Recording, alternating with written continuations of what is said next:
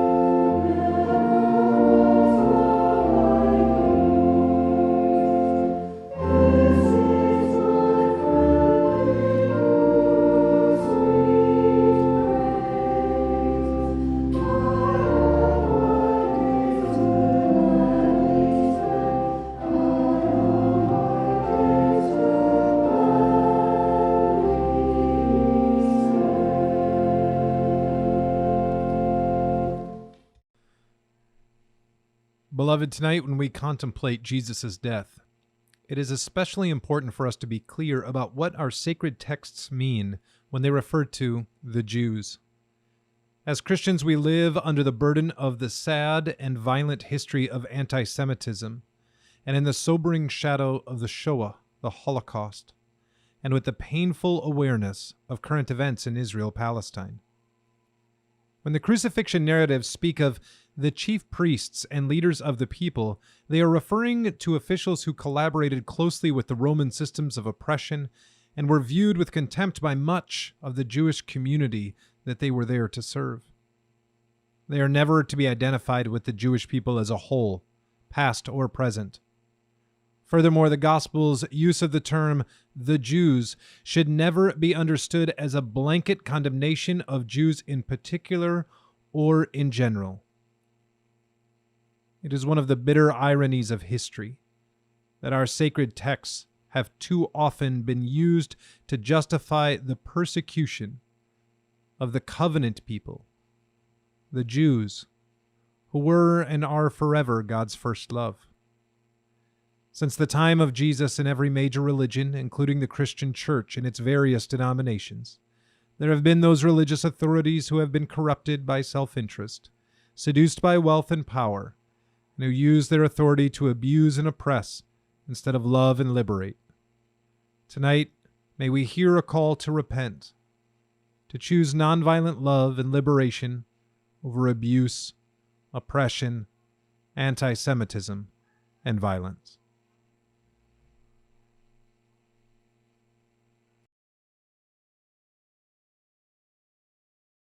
Jesus went out as usual to the Mount of Olives, and his disciples followed him.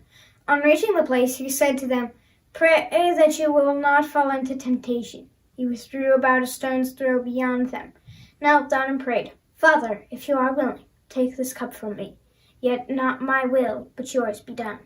An angel from heaven appeared to him and strengthened him. And being in anguish, he prayed more earnestly, and his sweat was like drops of blood falling to the ground. When he rose from prayer, he went back to the disciples. He found them asleep and exhausted from sorrow. "Why are you sleeping?" he asked them. "Get up and pray so that you will not fall into temptation." Oh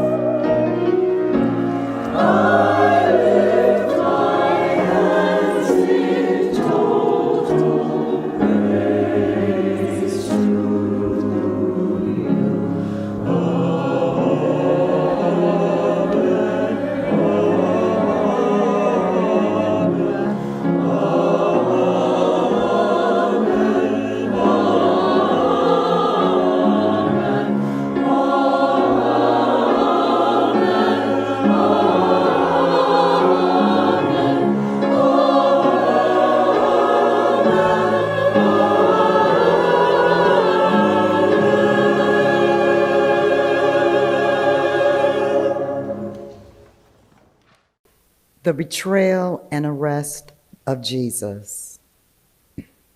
While he was still speaking, suddenly a crowd came, and the one called Judas, one of the 12, was leading them. He approached Jesus to kiss him, but Jesus said to him, "Judas, is it with a kiss that you are betraying the Son of Man?" When those who were around him saw what was coming, they asked, "Lord, should we strike with the sword?" Then one of them struck the slave of the high priest and cut off his right ear. But Jesus said, "No more of this." And he touched his ear and healed him. Then Jesus said to the chief priests, the officers of the temple police, and the elders who had come for him, "Have you come out with swords and clubs as if I were a bandit? When I was with you day after day in the temple, you did not lay hands on me.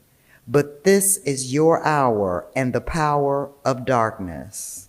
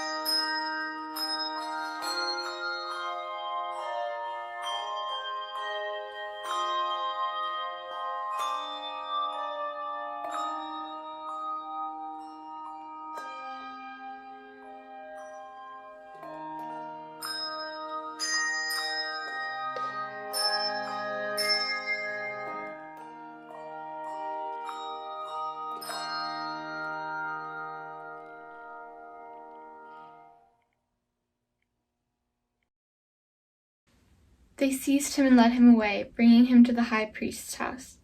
But Peter was following at a distance. When they had kindled a fire in the middle of the courtyard and sat down together, Peter sat among them. Then a servant girl, seeing him in the firelight, stared at him and said, "This man also was with him." But he denied it, saying, "Woman, I do not know him." A little later, someone else, on seeing him, said, "You also are one of them." But Peter said, "Man, I am not." Then, about an hour later, another kept insisting, "Surely this man also was with him, for he is a Galilean." But Peter said, "Man, I do not know what you are talking about." At that moment, while he was still speaking, the cock crowed. The Lord turned and looked at Peter. Then Peter remembered the word of the Lord, how he had said to him, "Before the cock crows today, you will deny me 3 times." And he went out and wept bitterly.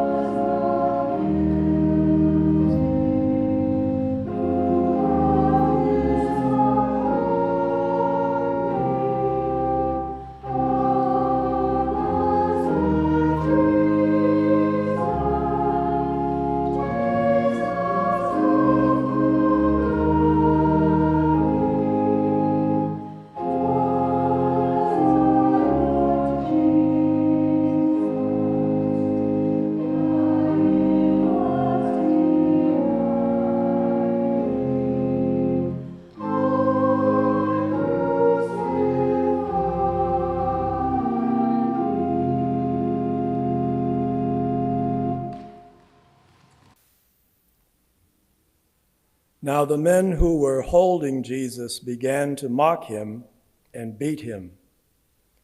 They also blindfolded him and kept asking him, "Prophesy, who is it that struck you?" They kept heaping many other insults on him. When day came, the assembly of the elders of the people, both chief priests and scribes, gathered together, and they brought him to their council. They said, "If you are the Messiah, tell us." He replied, "If I tell you, you will not believe. And if I question you, you will not answer. But from now on, the Son of Man will be seated at the right hand of the power of God." All of them asked, "Are you then the Son of God?" He said to them, "You say that I am." Then they said, "What further testimony do we need? We have heard it ourselves from his own lips."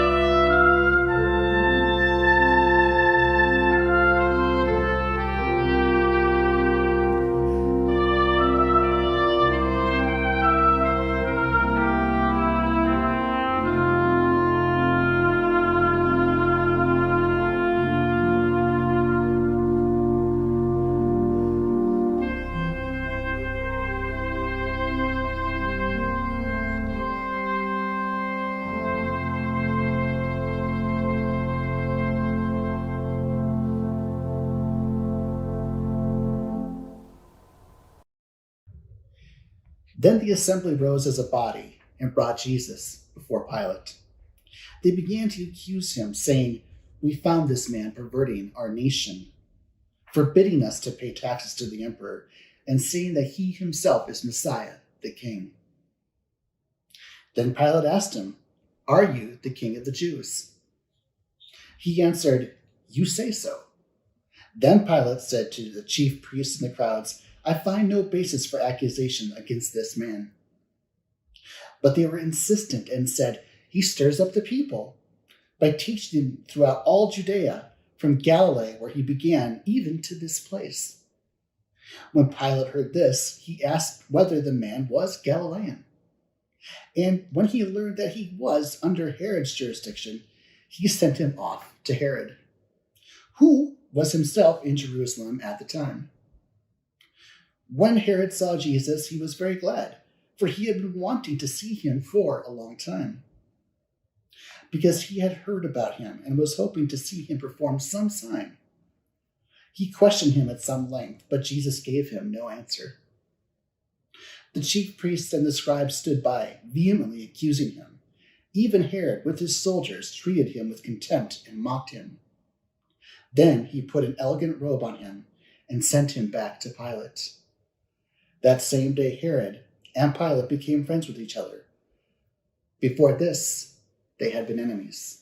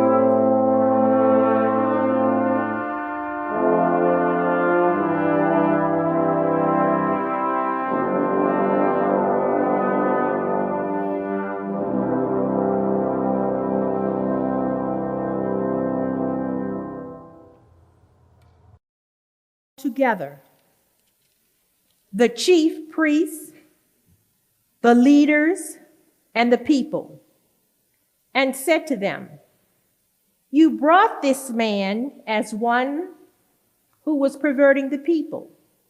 And here I have examined him in your presence and have not found this man guilty of any charges you have laid against him. Neither has Herod, for he has sent him back to us.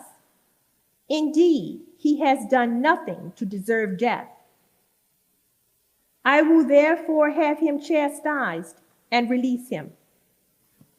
Then they all shouted out together, "Away with this man! Release Barabbas for us." This was a man who had been put in prison for an insurrection that had taken place in the city and for murder. Pilate, wanting to release Jesus, addressed them again, but they kept shouting, "Crucify him! Crucify him!" A third time he said to them, "Why? What evil has he done? I have found in him no grounds for the sentence of death. I will therefore have him chastised and then release him." But they kept urgently demanding with loud shouts that he should be crucified, and their voices prevailed. So Pilate gave his verdict that their demands should be granted. He released the man they asked for, the one who had been put in prison for insurrection and murder, and he handed Jesus over as they wished.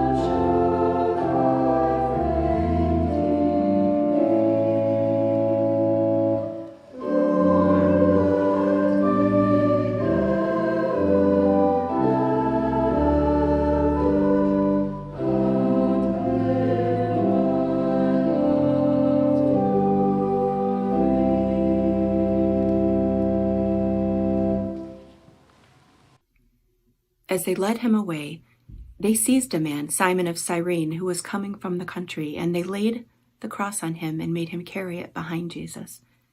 A great number of the people followed him, and among them there were women who were beating their breasts and wailing for him.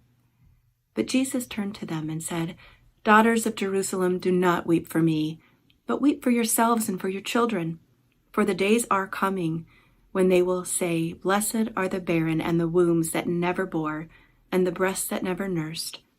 Then they will begin to say to the mountains, 'Fall on us,' and to the hills, 'Cover us.' For if they do this when the wood is green, what will happen when it is dry?" 2 others also, who were criminals, were led away to be put to death with him. And when they came to the place that is called the Skull, they crucified Jesus there with the criminals, one on his right and one on his left. Then Jesus said, "Father, forgive them, for they do not know what they're doing." And they cast lots to divide his clothing, and the people stood by watching. But the leaders scoffed at him, saying, "He saved others, let him save himself if he is the Messiah of God, the chosen one." The soldiers also mocked him, coming up and offering him sour wine and saying, "If you are the King of the Jews, save yourself." There was also an inscription over him, "This is the King of the Jews."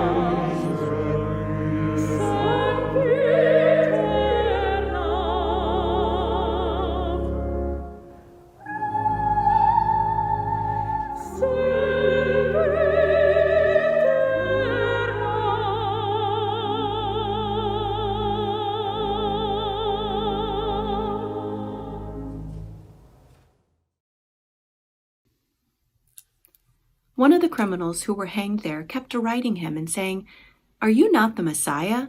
Save yourself and us." But the other rebuked him, saying, "Do you not fear God, since you are under the same sentence of condemnation? And we indeed have been condemned justly, for we are getting what we deserve of our deeds. But this man has done nothing wrong." Then he said, "Jesus, remember me when you come into your kingdom." And he replied, "Truly, I tell you, today you will be with me in paradise."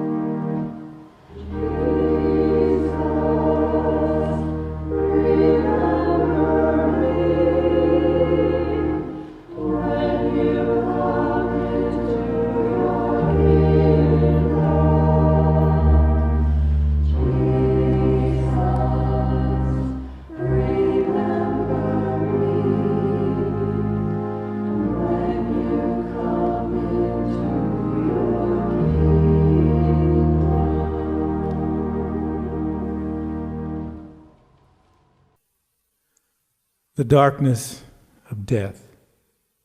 It was now about noon, and darkness came over the whole land until 3 p.m, while the sunlight failed, and the curtain of the temple was torn in two.